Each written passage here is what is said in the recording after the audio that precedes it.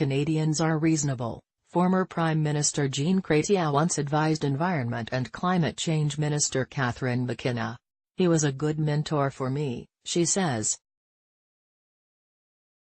"Soy's reasonable," was his advice, and it's working. Despite the Gang of Three, the Primitive Alliance of Ontario's Doug Ford, Alberta's hard-right gadfly Jason Kenney, and galumphing Conservative leader Andrew Scheer opposing federal carbon pricing, I asked McKenna at a Monday speech at the University of Toronto if all Canadians would ever reach a tipping point on recognizing climate change and uniting as a nation to fight it. Minister of Environment and Climate Change Catherine McKenna is reflected in a TV screen during a recent press conference in Ottawa in 2018.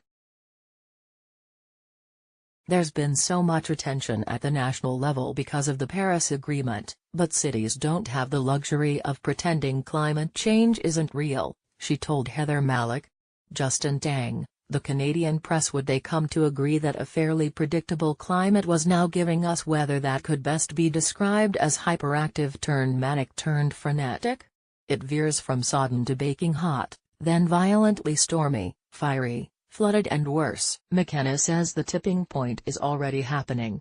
She is calm, she is reasonable. "There's been so much attention at the national level because of the Paris Agreement, but cities don't have the luxury of pretending climate change isn't real. And businesses just from a risk perspective have to accept climate change and plan for it." She talked to Bank of England Gov. Mark Carney in Washington this week and he called climate prep a $26 trillion opportunity. Wall Street is thrilled as Trump is not. Article continued below. The third force is citizens.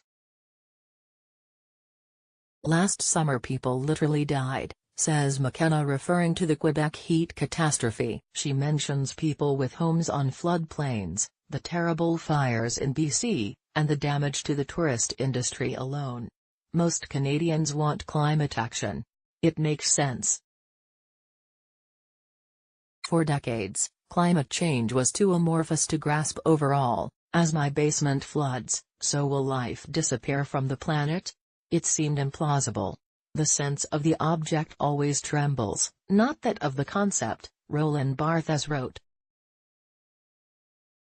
A Guardian critic, writing, incidentally, on Margaret Atwood's novel Cat's Eye, interprets this as physical descriptions can resonate with us more clearly than ideas.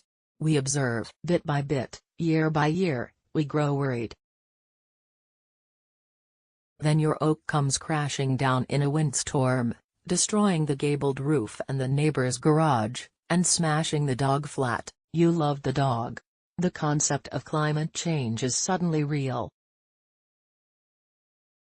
Ottawa, much like a liberal version of the Canadian hit kids show Paw Patrol, is on the case. But as politicians like Ford confuse distracted voters with right-wing faux journalism, federal climate prep doesn't get the close attention it deserves, not when Ford is declaring that everything's just fine. We can see that it's not. Why else would he let Ontarians start drinking in restaurants at breakfast?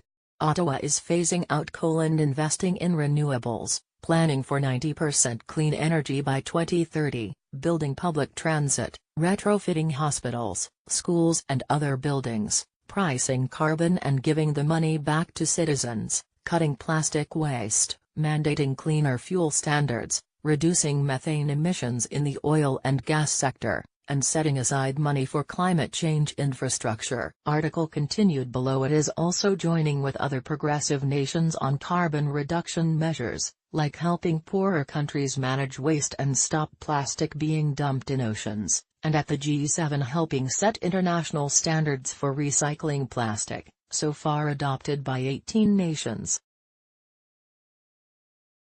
McKenna is saying that the understanding of the catastrophes we'll encounter, and more importantly, our children will live with, could never have been approached only from the top.